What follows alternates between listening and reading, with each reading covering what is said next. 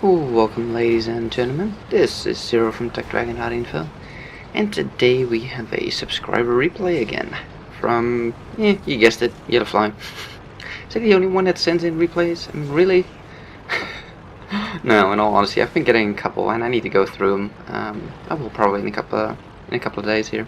But anyways, the reason why I picked this one out is because it's in a KV-220. The new tank that's currently in the gift shop in Europe and will be in the gift shop on Monday on the US server. It is basically,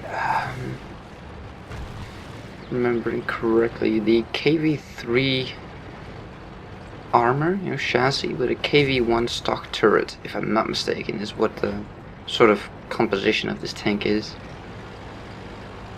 It has pretty good armor for its tier. And the gun is pretty, and that's a bloody fella. Killed it. Anyways, as you can see here, the gun, the reload time, it's not bad. It's not great either, but it's not bad. It works. Stats in this tank: 690 hit points, as you can see. Has a speed limit of 33. In the forward position and 10 kilometers reverse. What else? 20 degrees traverse.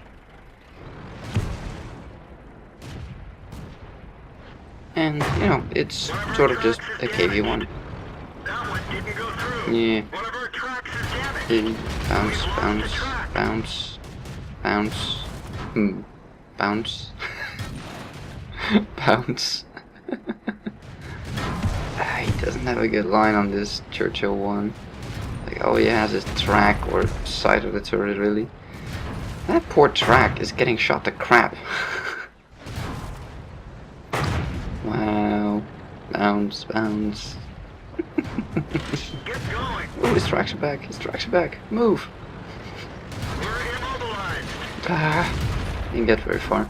But here you'll see that the gun isn't all that great. And accuracy. See, the accuracy is pretty poor on this gun. I do still like to get one though, but not at the price that they're selling these things for. If they would have just sold the tank, I would probably jumped at the chance and probably got one. Because I like buying Russian tanks. I have a really good Russian crew. Well, really good, but they're on their second skill, so pretty damn good already. Oh, by the way, if I sound weird, I got a bit of a cold, so that's probably why. Anyways, but the only way they're selling this tank is in bundles. So the cheapest probably I can get is with 10,000 gold. 10,000 gold would cost about 30 bucks. So if I were to get this tank, I would pay the tank price plus 30 bucks. Sure, you'll get gold for it, but I don't really wanna. I'm not quite sure why he's pushing this wreck forward like this. If there were tanks in front of him, it would make sense, but since they're off to his sides, it doesn't offer any protection really to him. He seems to be struggling pushing the dang thing. How much engine power does this thing have? 650. It's a pretty powerful engine actually. This track that killed again. Hey, and track damage again. The gun has between 74 and 124 penetration, so that's about 90, 99-ish, roughly average pen. So not really great.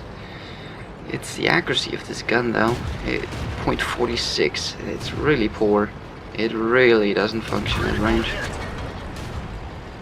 As you can see here, a lot of his shots are just doing nothing because they're not hitting where he's aiming. And that's kind of the problem with this tank, I guess. The gun, the armor for its tier is good. Now, this bit, I don't know if he doesn't realize that the Stuke is shooting a PCR. He probably doesn't have this mod, so he can't see that, but I wouldn't be sitting around. He just got penned in the front there. That's, by the way, a very weird angle where he got pinned. Let's take a look. Oop, wrong one. He got pinned there. At this kind of angle? What the hell? That should have never penned, even with APCR. That was bullshit. But anyways, he is gonna move up because he spotted a B1. Well, somebody spotted a B1. No, actually it might have been him, I'm not sure. However, he kind of forgot about that Stook that was shooting him the crap a second ago, or trying to at least. So, you know, what do you get if you put a tank like this on top of a hill? You get that. Yeah, so I don't know if he just forgot about the Stook that was shooting at him a second ago, or didn't think you could see him here or something, but kinda not a good decision. If he would have just moved up and went over the hill, he would have survived and would have taken out that B1. But because he stayed on top of the hill, yeah, he kinda got screwed over. But the most fun part will be when we take a look at the stats after this. But let's take a look at the rest of this game, because it's still actually quite the game. Now, what is this D2 doing? That Stook was lit up a long time ago. Why was his turret not facing him? There's nobody else alive. So, people like that sometimes.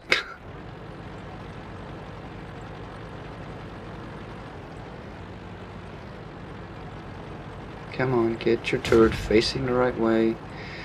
What is wrong with this person? Why is he... Must be the smartest person in this game. What the hell was he thinking? Yes, let's point my turret in the opposite direction of where I know the last enemy tank is. Okay.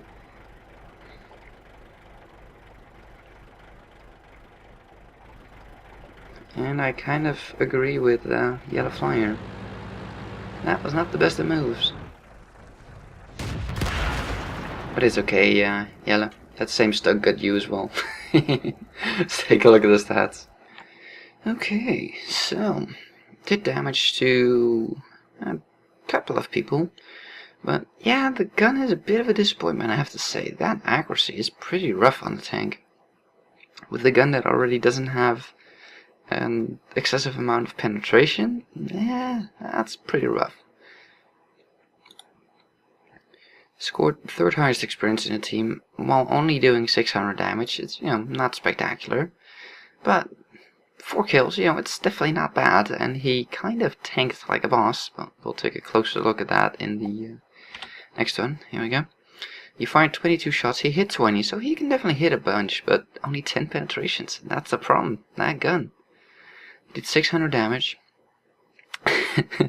received 33 hits, 21 penetrated, almost all of those were shots to his tracks. 3 splash damage because the Churchill was shooting HE, and 12 non-pent. He bounced 12 shots, but out of those 21 penetrations, most of them were track shots, for a total of 4,640 potential damage. He only has 690 health. He would have been dead 6.5 times over. Nice. He detected 2, damaged 5, destroyed 4. Now, one thing that sort of struck me as odd is the credit multiplier that this tank has. It actually is pretty poor at making credits. I mean, look at the non-premium version. He would have only made 14k with this game in profit. If I were to do the exact same on my T14, I would probably make 20k at least. So, it's a bit strange. It seems like this tank has almost no credit multiplier whatsoever. And it's a bit weird. I mean, it's a premium tank, so you can still train your crew in it, you know, put your Russian heavy crew in it, which is nice. But yeah, a bit weird, but... So overall, 2100 experience for his double, first one of the day, not bad at all. I would definitely like to get one of these, but nah, I'm not gonna buy those bundles that Wargaming serves. If it was just a tank, I would have probably bought one just for shits and giggles.